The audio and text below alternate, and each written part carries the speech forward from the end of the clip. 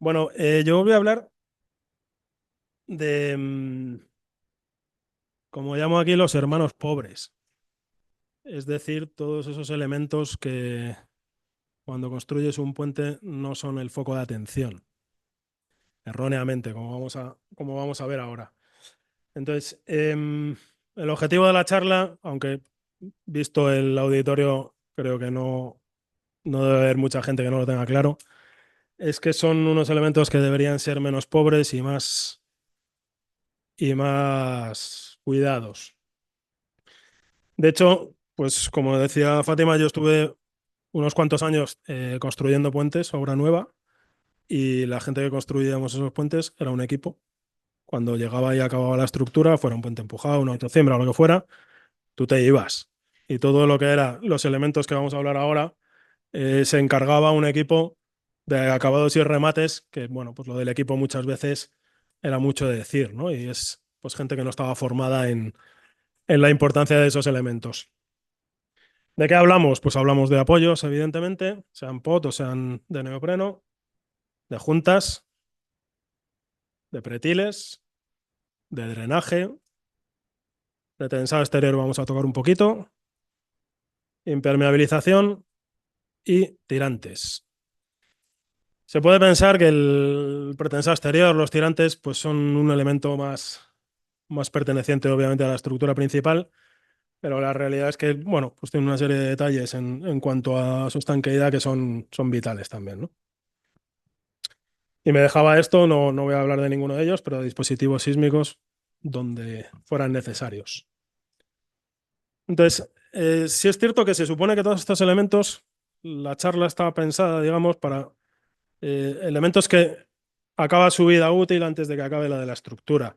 La realidad es que la gente que nos dedicamos a estos trabajos nos encontramos una casuística muy amplia de elementos que, una de dos, o tienen más años o los mismos años que el puente y llevan mucho tiempo con su vida útil pasada, o una serie de bueno, condicionantes que pueden hacer que tengas que actuar antes de tiempo, ¿no?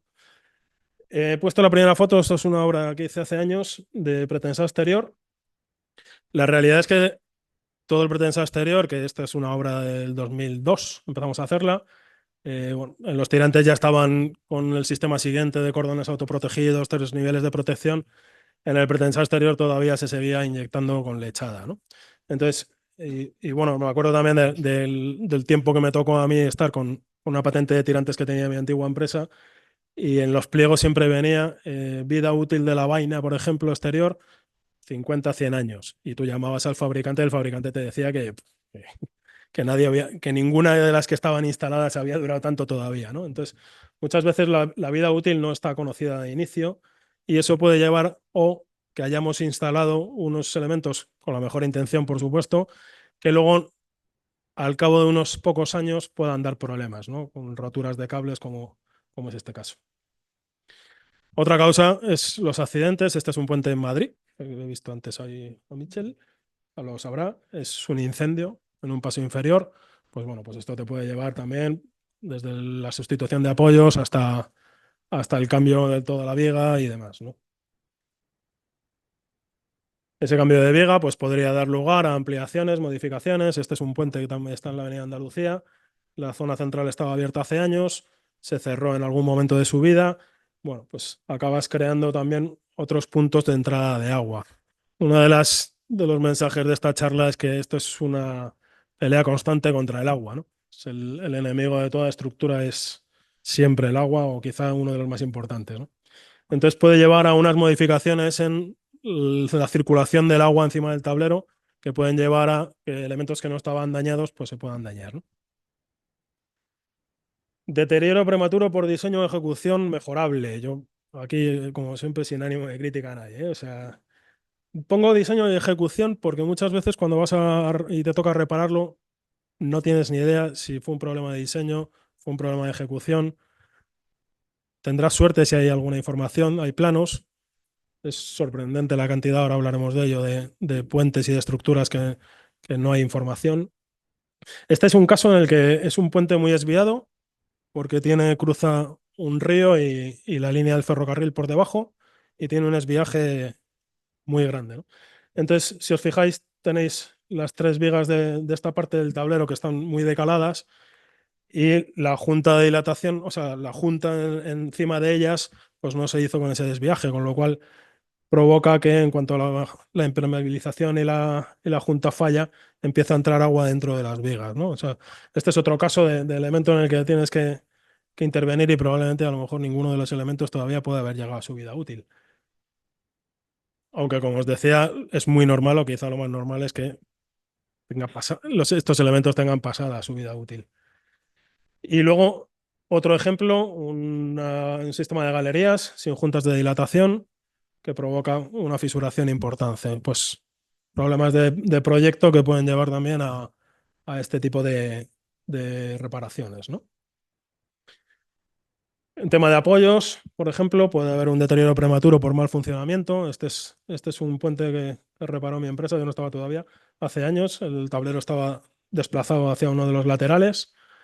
Y este es un depósito que hemos actuado hace poco. Alguno de por aquí lo conoceréis también. Y bueno, pues aquí más que sustituir los apoyos, los colocamos porque no había. Entonces, pues como veis, los pilares estaban rotos, la armadura estaba en otro sitio, probablemente más interior, y también había daños importantes sobre las vigas. Y otra causa, por ejemplo, es el cambio de normativa, como ha pasado pues, con todos los pretiles cuando salió la nueva circular, ¿no? Este es un puente que tiene los pretiles antiguos y, bueno, pues más que cambiar el pretil, muchas veces te toca actuar casi en toda esa zona de la estructura, bien sea incluso si os fijáis en la cala, porque tienes hasta una cuarta de aglomerado encima del tablero, de sucesivos reaglomerados, o porque la colocación del pretil, que como decía es uno de esos elementos que en otras épocas, vamos a decir otras épocas, eh, puede haber sido dejado con menos cariño que el resto de la estructura, puede llevar asociado una serie de roturas, ¿no? Entonces, una vez introducido un poco la enorme casuística que pueden tener todos estos elementos para entrar a repararlos, pues realmente lo que quería era, sobre todo, resaltar cómo unos elementos que a la hora de colocarlos pueden tener una relativa facilidad para montarlos. Bueno, cualquiera que haya intentado montar pretiles y ha dejado los pasamuros o los taladros antes sabe que no encajan nunca, pero la realidad es que una serie de elementos que podrían tener una colocación razonablemente sencilla, cuando hay que actuar tiempo después, bueno, pues la intervención se puede convertir en algo bastante complejo. Y sí quería hoy pues, destacar trabajando con estas cuatro preguntas, el que nos encontramos muchas veces cuando nos toca intervenir en algo, como decía, tan relativamente o aparentemente sencillo, ¿no? Uno de los primeros problemas es si tienes información o no tienes información. Aquí muchas veces nos toca bucear en libros, publicaciones antiguas, y a veces hay suerte y tienes alguna publicación, como es el caso de la Avenida de Andalucía, que encontramos un libro del año 69 de las publicaciones de la TEP. Y eso muchas veces, sobre todo en cambio de apoyos y en ese tipo de intervenciones, dice, ¿dónde me puedo agarrar en la estructura, ¿no? La segunda pregunta sería cómo me agarro, es decir, contra qué o cómo puedo hacer reacción para hacer la reparación o la sustitución. Uno de los problemas más importantes es que muchas veces en diseños antiguos, bueno, se atendió a otras cosas, sino a que en un momento dado de la vida útil de la estructura se pudiera entrar, mover cargas, acceder con facilidad y con unas longitudes, digamos, importantes de elementos, ¿no? Eso es uno de los casos que contaré, es bastante paradigmático en ese sentido, ¿no? Y luego, ¿cómo muevo las cargas? Por eso mismo, porque normalmente estás muy restringido en muchas de las actuaciones de acceso, de gálibos, y eso te lleva a, por decirlo así, tener que ser creativo, ¿no? A la hora de trabajar.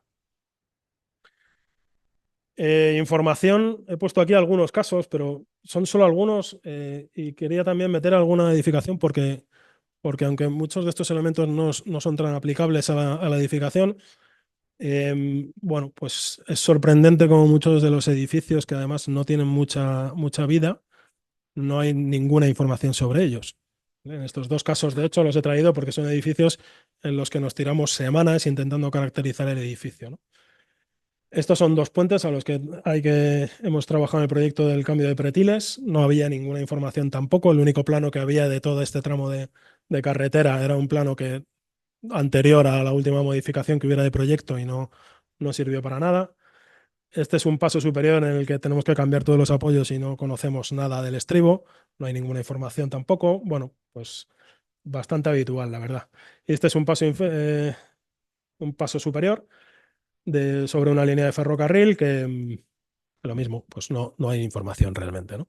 Entonces esto, por desgracia, es algo que nos solemos encontrar. Y claro, cuando tú estás manejando cargas y estás eh, necesitando transmitir a una estructura existente unas cargas elevadas, esto, aparte de ser un problema, pues tiene un cierto punto de susto, ¿no?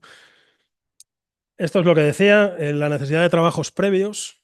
Muchas veces, bueno, pues hay clientes que encargan el trabajo sin ser del todo conscientes de que realmente para hacer un trabajo delicado hay que hacer unos trabajos previos. Y los trabajos previos pueden ir desde una cala normal y corriente para ver el armado, a qué profundidad está, un armado que va a estar sometido a flexión, unas pruebas hídricas para ver si la impermeabilización está funcionando. En este caso vemos que no, y está saliendo el agua por el anclaje, o incluso la instalación de un sistema de instrumentación continua dentro en este caso, pues ese ejemplo que ponía de pretensa exterior, ¿no? Es decir, los trabajos previos pueden ser de una naturaleza muy distinta, pero en cuanto al trabajo tiene cierta responsabilidad, son realmente necesarios y creo que es importante en todas estas jornadas el recalcarlo, ¿no? Bueno, vamos a hablar ahora un poco dentro de la pregunta, ¿cómo hago reacción? ¿Cómo me agarro? ¿No? Voy a contar tres tipos de elemento para levantar tableros. Eh, bueno, es repasar, yo no sé si hay alguien que no tenga esto claro, pero bueno. Este es el depósito que os comentaba antes. Es un depósito con unos pilares de 40 por 40 a los que, pues bueno, para levantar y colocar un mínimo apoyo para que dejara de trabajar a hueso, pues hacían falta dos ménsulas en torno de las 30 toneladas cada una, ¿no? Entonces, esto le llamo ménsulas ancladas porque la solución que le dimos fue esta, un taladro pasante con una barra trabajando tornillo pretensado. Esto cualquiera que haga perforaciones sabe que no es lo ideal y que si puedes no hacer un taladro pasante, mejor. Pero en este caso no quedaba otra porque el ancho de la pila, como veis, pues es relativamente pequeño. Em, Se diseñaron unas ménsulas metálicas, el resto, pues bueno, pues no tiene mucha complejidad, ¿no? Quizá la complejidad es el hacer ese taladro, es en esos 40 centímetros, puedes tener una cierta desviación, probablemente tengas que hacerlo desde los dos lados. Bueno, pues pequeños detalles que te pueden hacer que la reparación sea buena o no tan buena, ¿no? Esta es la obra terminada. Bueno, se inyectaron las fisuras, se pusieron las ménsulas, se puso los neoprenos y se protegió todo porque este es un ambiente de un depósito con un ambiente muy, muy agresivo para el hormigón. Segundo caso, este es el que os comentaba que es un caso que hizo mi empresa antes de que yo entrara. Es una recolocación de tablero. En este caso le he llamado ménsulas empotradas, por llamarlo de alguna forma. Veis en el círculo rojo y en la diferente posición de los apoyos como ese mal comportamiento de los apoyos había llevado a un desplazamiento de todo el tablero, ¿no? Bueno, el sistema que se diseñó es este. Son dos ménsulas verticales que se anclaban al cuerpo del estribo y una viga horizontal que permitía el deslizamiento para el gato horizontal que una vez que levantabas el tablero con el vertical, pues poder poner el tablero en su posición, ¿no? Entonces, bueno, el anclaje de estas ménsulas, y he traído esta foto aposta, ¿no? Porque muchas veces lo que nosotros tenemos para hacer las obras son maquinaria no muy potente de obra nueva, ¿no? Entonces, eh, bueno, pues esto es una saca testigos, ¿vale? Entonces, te tienes que buscar la vida para hacer unas perforaciones al tablero de la mejor forma sin que tengas que hacer una obra muy, muy compleja, ¿no? Entonces, bueno, esto también es un poco una foto de humildad de los trabajos que nos toca hacer y de los medios que tenemos, ¿no? Para que todos también seamos un poco conscientes. Porque la realidad es que todas estas obras es muy raro que salgan con un presupuesto elevado. Es decir, vas a cambiar un apoyo, no eres la NASA, ¿no? Entonces, lo normal es que salgan con poco presupuesto y lo que nos toque a los técnicos que trabajamos con ellas es partirnos la cabeza para poder hacer las cosas del modo más económico posible, ¿no? Y este es un caso complicado, el más complicado que he traído de este tipo de obras. Este es un puente que tenía dos fustes, este no llegó de rebote.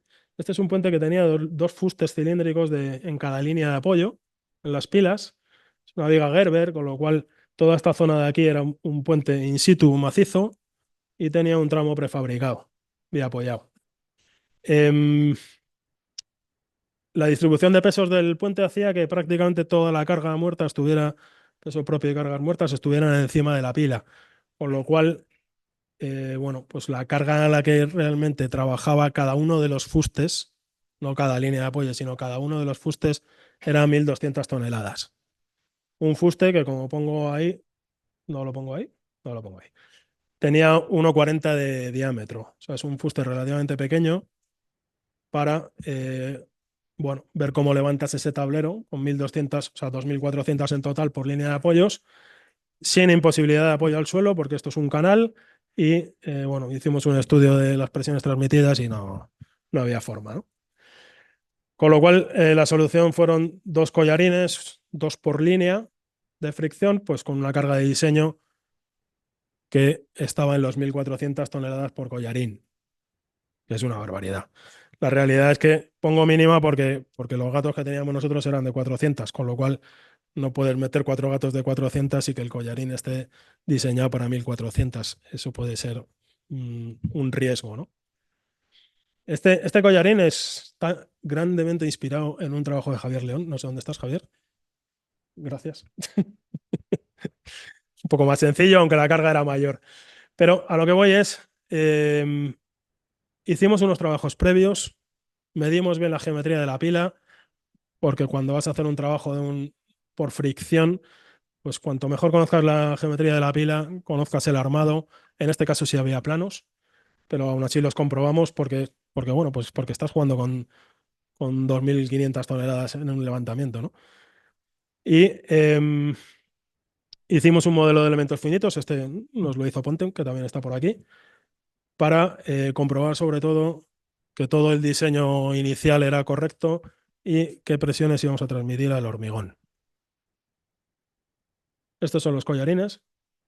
Luego os cuento, como veis, el espacio aquí, luego hablamos de espacios y de gáligos y demás, es mínimo.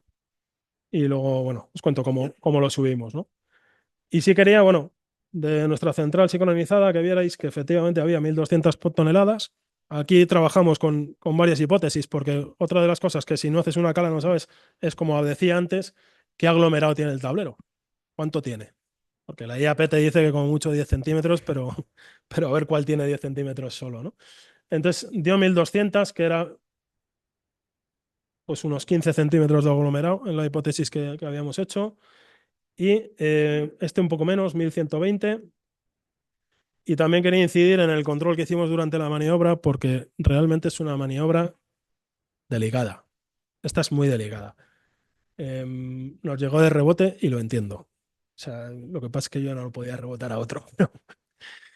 Y se instrumentó toda la maniobra para comprobar que efectivamente la fricción estaba trabajando y no teníamos movimientos en ese collarín. Si hablamos ahora de accesos, aquí sí que ya son medios creativos. Medios creativos quiere decir que a ver cómo te apañas para no gastarte un pastizal en mover las cargas, o en este caso es la rehabilitación de una torre medieval, que no hay ningún acceso. No se puede acceder más que a pie y sudando mucho, de hecho. Bueno, pues nos tocó partirnos la cabeza y hacer una especie de blondín para subir todo el material arriba y poder llegar, ¿no? Bueno, puntales multiprop, me imagino que muchos los conocéis, lo mismo. O sea, son obras que salen con cuatro pernas. No te puedes gastar tres en el medio de acceso sin haber empezado la obra, ¿no? Este es el depósito que os contaba antes. El acceso es por aquí. ¿Veis el pie del paisano? Por aquí tenías que meter todo el material, todos los elementos y demás. Pues bueno, pues aquí también pues nos inventamos una especie de módulo para meter un gato arriba que se pudiera mover con una traspaleta, que si se ve bien lo que está por ahí.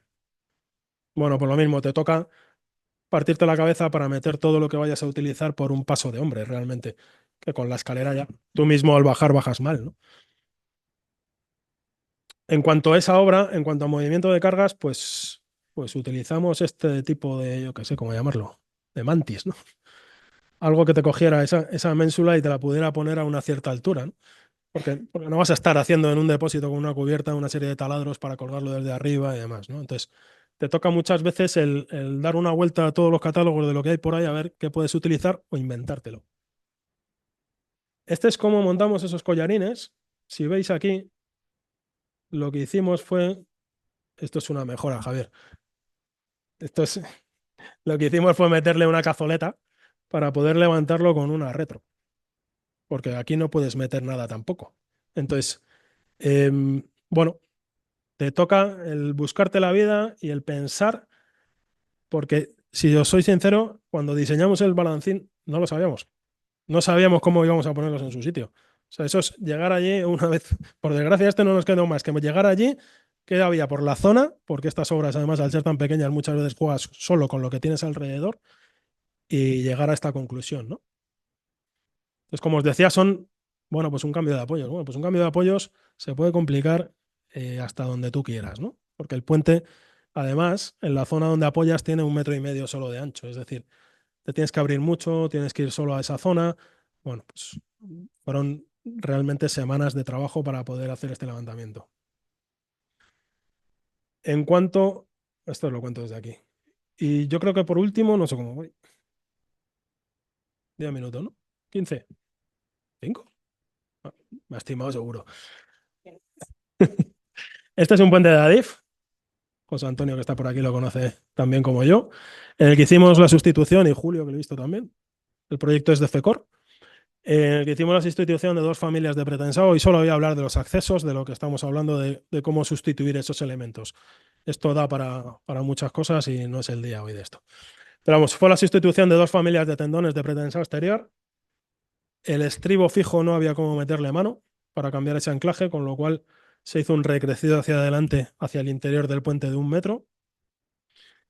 Con lo cual, pues el montaje de estructuras para los tendones, el hormigonado dentro del cajón, es decir, esa sustitución de cables, que es un elemento que se comprobó que, por desgracia, están teniendo todos menos vida útil de la que deberían, pues llevó asociado una problemática bastante grande.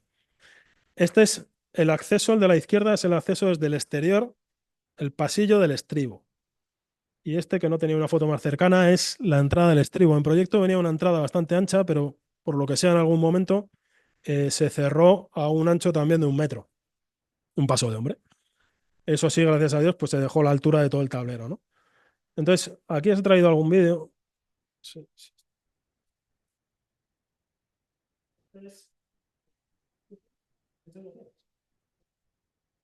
Esto que se ve al fondo es la entrada desde fuera del tablero, este es el pasillo del estribo. Y bueno, pues hubo que diseñar cómo metíamos la pieza de anclaje hacia adelante, la nueva pieza de anclaje del tendón de pretensado en cuestión. Con lo cual, pues bueno, montamos un sistema de carriles y pulipastos y unos carritos. Este es el que hace el pasillo del estribo. Este es el que ya entra a través del mamparo del estribo. ¿Vale? Este va reduciendo su altura también, va subiendo. Luego tienes que subir a este otro perfil que está más alto, donde está el tablero, y luego irte por aquí hasta ser capaz de invocar donde están los tendones de pretensa exterior. ¿Vale? O sea, una obra con elementos sencillos, pero con un encaje de la maniobra bastante complejo. Este es el encaje de la maniobra para poder coger ese anclaje nuevo, que ahora veréis en las dimensiones, y poder ir metiéndolo, tumbándolo, no tumbándolo, cogiendo de 2 polipastos, 3 en un momento, cambiándolo, girándolo a 90 grados, volviéndolo a girar otros 90 y otros 90, ¿no? para poder meterlo en su posición definitiva. Esto pues hubo que pintarse también, como veis, estas son solo algunas de las fases de esa maniobra para poder introducir la pieza y bueno, pues que fuera seguro, de hecho. Esto ya no sé si lo he puesto. Y esto es pues el elemento que había que meter, el más grande de todos ellos. Una animación, o sea, en un vídeo acelerado, para que veáis el tamaño. Pues unas veces había que meterlo tumbado, luego llegar a la puerta, ponerlo en vertical, girarlo, pasar miedo por si no has hecho bien todos los pasos, y por fin meterlo, ¿no? Es decir, otro elemento de sustitución que, bueno, pues que tiene una complejidad, Carlos, perdona un minuto. acabo ya, que tiene una complejidad mucho mayor porque realmente luego el puente no está pensado para que tú un día tengas que ir ahí y hacer una sustitución de nada, ¿vale? Entonces, esta es una de las cosas bueno, que nos pasa, pues tres fases de esa colocación de la pieza. El encofrado era un mecano también para poder montarlo en trocitos y montarlo ahí dentro. Y bueno, la pieza ya colocada con su inclinación, es decir, ahí dentro de las referencias que tienes para replantear todo esto, pues son las que son. Es un túnel. Estás trabajando dentro de un túnel, le tienes que dejar una inclinación de 23,45 grados. Pues es complejo. Acabo con las conclusiones. Como os decía, bueno, están en blanco lo importante, ¿no? El, la mayor parte de los problemas que solemos tener realmente no es más que por el agua. El agua es el gran enemigo que tenemos en toda la reparación y mantenimiento de los puentes, ¿no? Toda esa impermeabilización de la que no he hablado, he cogido solo dos ejemplos, toda esa impermeabilización, las juntas, son elementos que son críticos para la vida de los elementos y del puente. Porque si eso no se ha cuidado, la reducción de la vida útil puede llegar a la estructura, ese cambio de vigas, bueno, de borde, sobre todo las vigas de borde. Y esto es un mensaje bueno, como dice obra nueva y ahora me toca hacer este tipo de obra, pues te das cuenta de que realmente todos estos elementos normalmente no los montan los mismos que han hecho todo el puente. Entonces se presta menos atención, se presta menos cuidado y es la entrada de problemas de los puentes realmente. Es mucho más fácil que tengas un problema por esto que un problema estructural. Y como decía, por acabar, pues esto, el diseño de toda la obra nueva. Yo como ya no hago obra nueva, no sé si ya se tiene todo esto en cuenta, pero debe contar con la sustitución de todos los elementos. Y la sustitución puede llegar a ser desproporcionadamente cara respecto a haberlo hecho bien al principio, ¿no? O haberlo tenido hecho bien o hecho mal no merece la pena hablar así, ¿no? Pero de haber prestado esa atención al principio a luego tener que sustituirlas, el coste es desproporcionadamente diferente. Nada más, muchas gracias.